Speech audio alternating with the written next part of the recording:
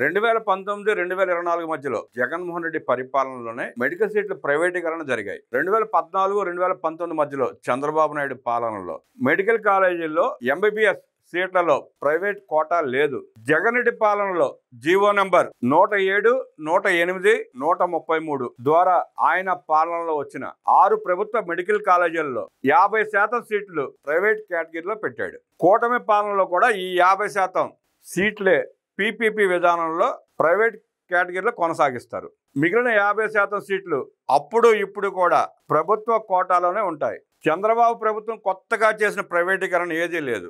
జగన్ చేసిందే కొనసాగుతుంది. పైగా 10 పీపీపీ మెడికల్ కాలేజీల్లో జగన్ ప్రారంభించిన 5 మెడికల్ కాలేజీల్లో కన్నా అదనంగా 110 మెడికల్ సీట్లు ప్రభుత్వ కోటాలోకి వస్తాయి. మరో 2 ఏళ్లలో అదనంగా 1750 మెడికల్ సీట్లు మన రాష్ట్రంలో విద్యార్థులకు వస్తాయి. జగన్ పాలనలో ప్రారంభించిన 5 మెడికల్ కాలేజీల నిర్మాణాల పూర్తికి 2475 కోట్ల రూపాయలు ఖర్చు చేయాలి. కానీ ఖర్చు చేసింది మాత్రం 609 కోట్ల రూపాయలు మాత్రమే. అంటే 24% మాత్రమే ఖర్చు చేశారు. ఆనాటికి ఇంకా 76% పనులు మిగిలే ఉన్నాయి. ఇలా అరాకొర పనులు చేసి ఎన్నికల కోసం 5 కాలేజీలు ప్రారంభించాడు జగన్ రెడ్డి.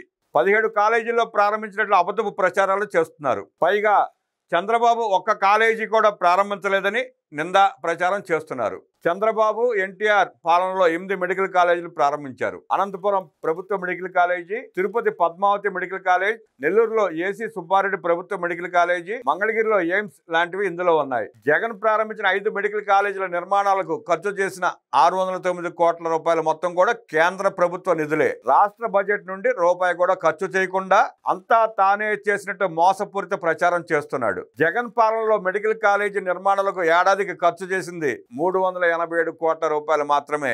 అవి కూడా కేంద్ర నిధులు. ఈ తీరులో మిగిలి ఉన్న కాలేజీల నిర్మాణాలు పూర్తి కావాలంటే 15 ఏళ్లు పడుతుంది. మిగిలి ఉన్న 1750 మెడికల్ సీట్లు మన రాష్ట్ర విద్యార్థులు పొందాలంటే ఇంకా 15 ఏళ్లు వేచి ఉండాలా?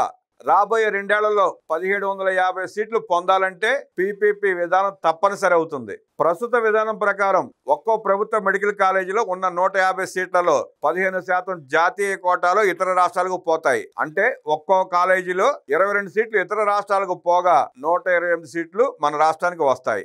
ఈ 128 సీట్లలో జగన్ తెచ్చిన జీవో 107, 108, 133 ప్రకారం 64 సీట్లు ప్రైవేట్ కోటాకు పోగా మిగిలిన 64 సీట్లు ప్రభుత్వ కోటాలో ఉంటాయి. అంటే కన్వీనర్ కోటాలో ఉంటాయి. పీపీపీ విధానంలో అయితే ఇతర రాష్ట్రాల కోటా ఉండదు. మొత్తం 150 సీట్లు మన రాష్ట్ర విద్యార్థులకే వస్తాయి. ఇందులో ప్రభుత్వ కోటా కింద 75 సీట్లు వస్తాయి. అంటే జగన్ విధానంలో 64 సీట్లు రాగా పీపీపీ విధానంలో 75 సీట్లు వస్తాయి. దీన్ని బట్టి చూస్తే ఒక్కో కాలేజీలో ప్రభుత్వ కోటాలో 11 సీట్లు మరియు ప్రైవేట్ కోటాలో మరో 11 సీట్లు అదనంగా మన రాష్ట్ర విద్యార్థులు పొందుతారు. 10 పీపీపీ మెడికల్ కాలేజీలో ప్రభుత్వ కోటాలో 110 సీట్లు మరియు ప్రైవేట్ కోటాలో మరో 110 సీట్లు, మొత్తం 220 సీట్లు అదనంగా మన రాష్ట్ర విద్యార్థులకు వస్తాయి. గతంలో చంద్రబాబు ప్రభుత్వం కరెంటు కోతలు నివారించడానికి జేగురుపాడులో ఒక విద్యుత్ ప్లాంట్ పీపీపీ విధానంలో కేటాయించింది.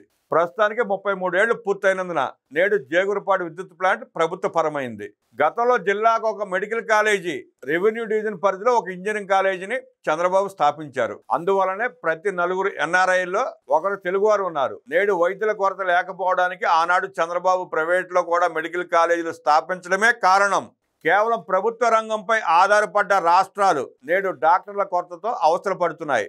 ఏపీలో నేడు 18 ప్రభుత్వ, మరో 18 ప్రైవేట్ కాలేజీలు ఉన్నాయి. ఈ పీపీపీ మెడికల్ కాలేజీలపై ప్రభుత్వ నియంత్రణ ఉంటుంది. ఆ ఆసుపత్రుల్లో ఉచిత వైద్యం, పరీక్షలు మెరుగ్గా ఉంటాయి. రాజకీయ ప్రయోజనం కోసమే జగన్ రెడ్డి పీపీపీ విధానంపై దుష్ప్రచారం చేస్తున్నాడు. తెలుగుదేశం పాలనలోనే వైద్య రంగం అభివృద్ధి అయింది. ఈ ఏడాది బడ్జెట్లో వైద్య రంగానికి రికార్డు స్థాయిలో 19,000 కోట్ల రూపాయలు కేటాయించారు.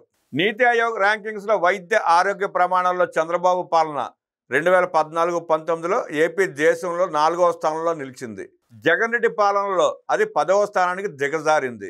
విషపూరిత మద్యంతో 35 లక్షల మంది పేదల ఆరోగ్యాలు గొల్లయ్యాయి. అందులో 30,000 మంది మరణించారు. ప్రభుత్వ ప్రైవేట్ ఆసుపత్రుల్లో చేరిన మద్యం, డ్రగ్స్ రోగుల ఓపీ రికార్డులే ఇందుకు రుజువులు. కరోనాలో 50,000 మంది లోపే చనిపోయారని జగన్ ప్రభుత్వం చెప్పింది. కానీ కేంద్ర ప్రభుత్వ సివిల్ రిజిస్ట్రేషన్ సిస్టమ్ ప్రకారం 2021లో ఏపీలో 1 లక్షకు పైగా మరణాలు సంభవించాయి. పారాసెటమాల్, బ్లీచింగ్ తో కరోనాను అరికట్టవచ్చని చెబుతూ జగన్ తేలిగ్గా తీసుకున్నాడు. కరోనాలో మద్యం షాపులు నడపడం వల్లనే కరోనా మరణాలు అధికంగా సంభవించాయి. జగన్ దిగిపోతూ ఆరోగ్యశ్రీ బకాయిలు 1600 కోట్ల రూపాయలు పెట్టిపోయాడు. జగన్ పాలనలో మందులు, అంబులెన్స్ల కొనుగోలులో భారీ అవినీతి జరిగింది. జగన్ రెడ్డి పాలనలో గంజాయి, డ్రగ్స్ ఏ రాష్ట్రంలో పట్టుబడ్డా వాటి మూలాలు ఏపీలోనే తేలేవి. మాదక ద్రవ్యాల మహమ్మారికి యువత నిర్వీర్యమైంది. 1750 మంది ఆత్మహత్యలకు పాల్పడ్డారు. సైకోలుగా మారి అత్యాచారాలకు ఒడిగట్టారు. ఇలా జగన్ రెడ్డి పాలనలో రాష్ట్రంలో ఆరోగ్య విపత్తు ఏర్పడింది. హెల్తీ హ్యాపీ రాష్ట్ర నిర్మాణమే చంద్రన్న సంకల్పం.